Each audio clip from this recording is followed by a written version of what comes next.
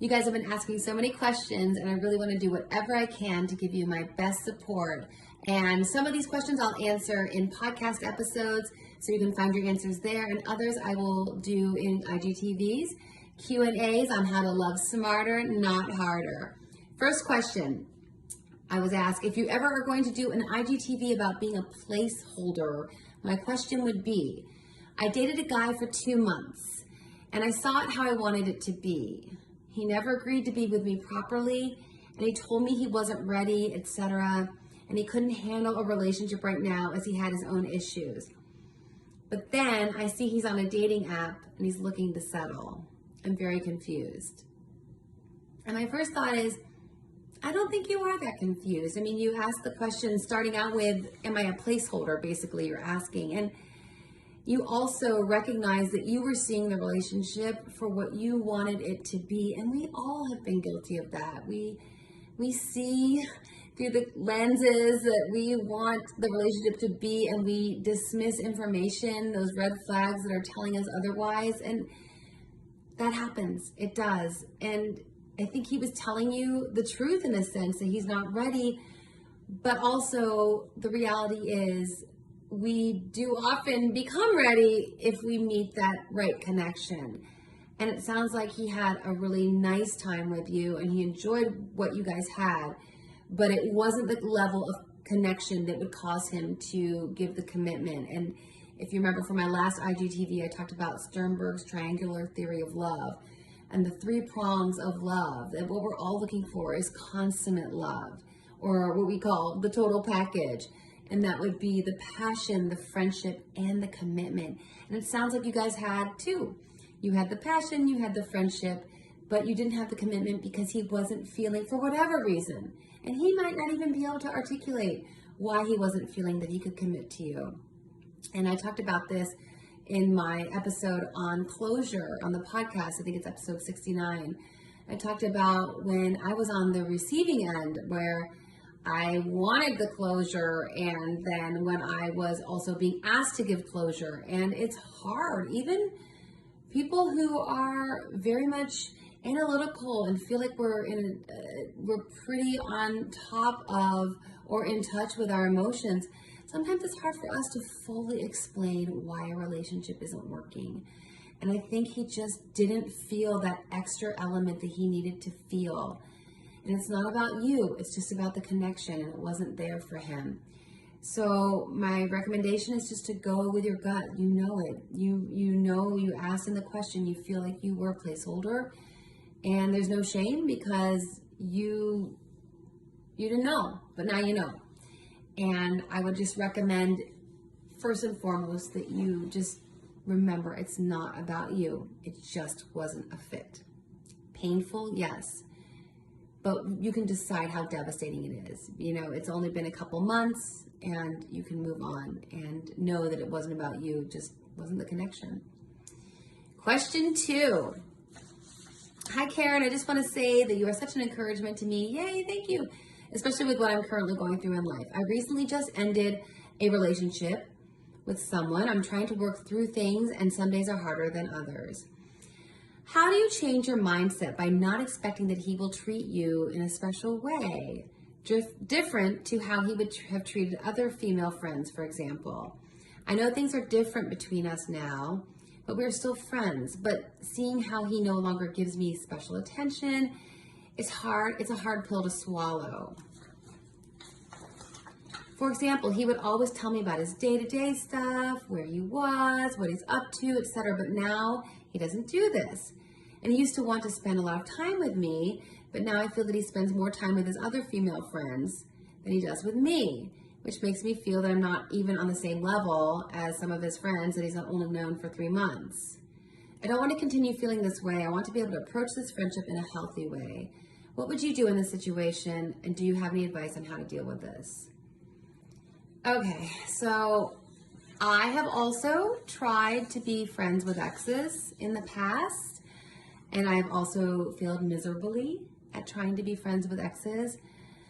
So my first thought is you nailed it with the mindset. It's the mindset of, I have to remember I'm not his girlfriend. I have to remember I'm not his girlfriend. And that's really hard to do. It's hard to make that adjustment, to switch and to go, I can hang out with you and not be your special person.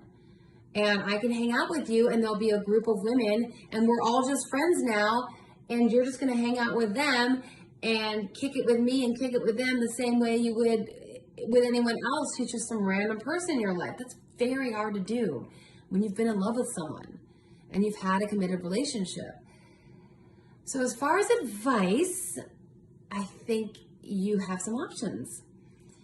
You know, the song, it's so old, a lot of you guys wouldn't know it, but there's a song that was called Cruel to Be Kind. And the idea is that sometimes we need to be cruel to be kind. And I had an ex, Dylan, who I remember when we were in this, kind of like what you're dealing with. We're trying to be friends, even though I'm having a hard time because I'm like, I don't want to be friends, but I, at that point, was so sad to be without him in my life that I was willing to take whatever he would offer, and friendship was it. And I remember him saying, you know, maybe I should just be a jerk and cut everything off completely. Maybe that would be easier for us as we're breaking up and moving forward. And I thought, no, actually, you're being a jerk by still being my friend. That's the thing that's cruel.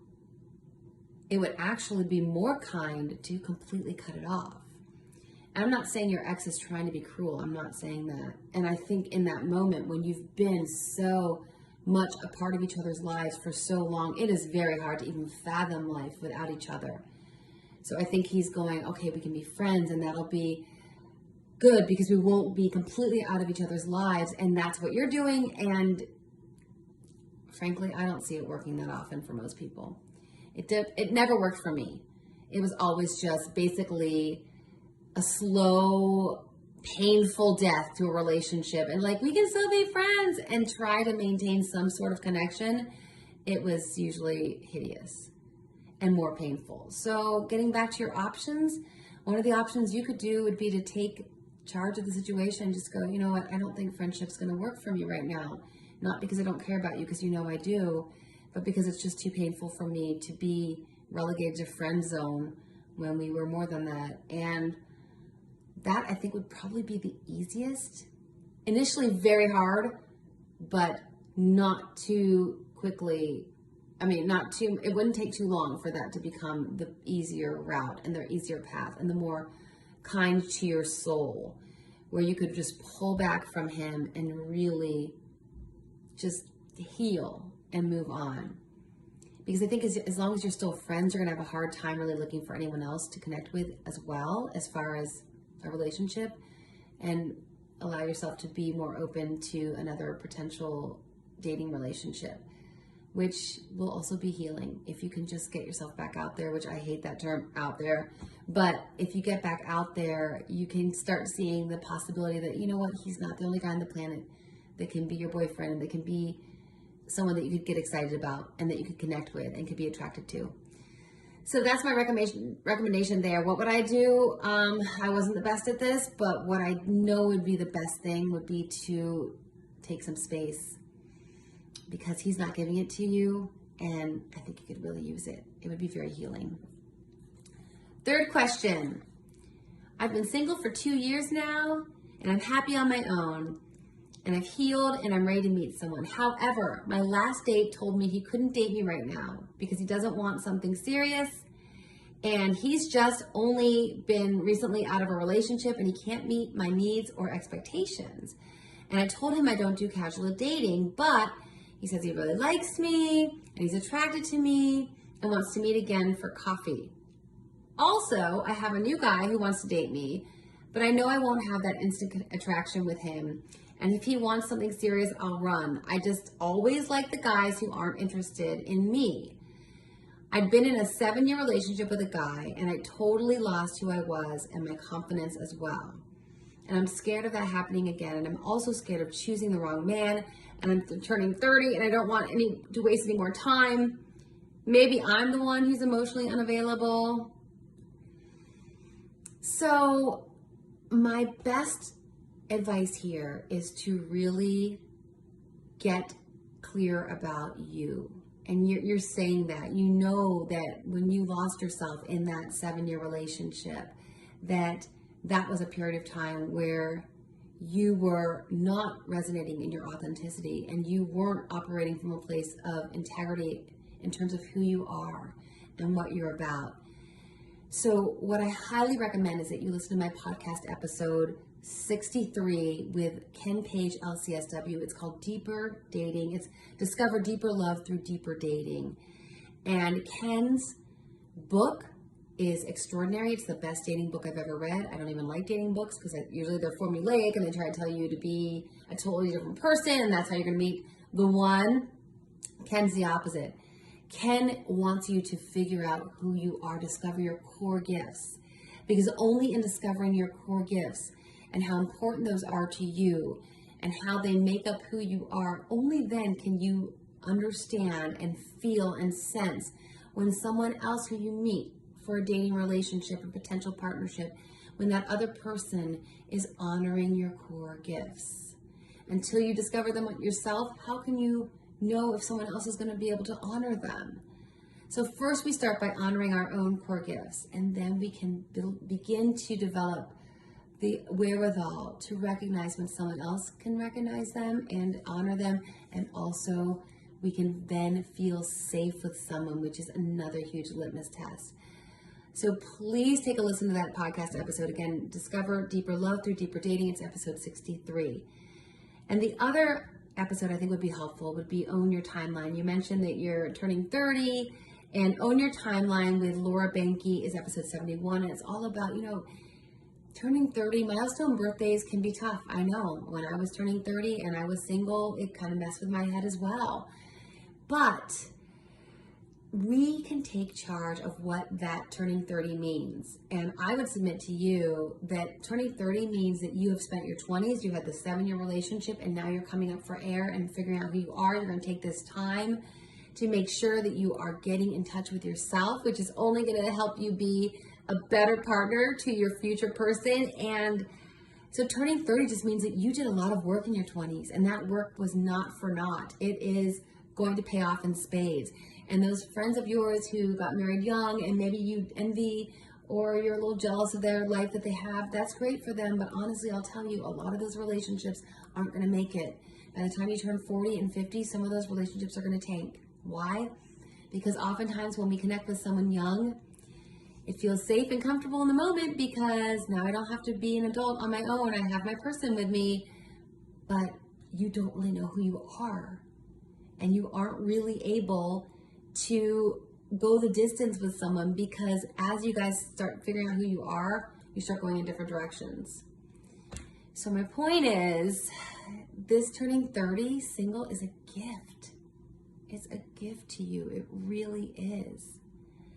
And I would just encourage you to be open to the guy that doesn't immediately light off fireworks, because sometimes, and Ken talks about this in the podcast episode, sometimes it takes us a little bit of time to recognize what he calls an attraction of inspiration or an attraction of deprivation.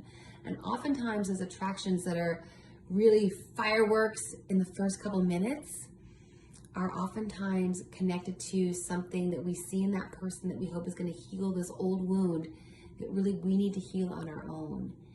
And those attractions of inspiration really speak to those people who do see our core gifts and will truly cherish us and honor us and value us in their lives.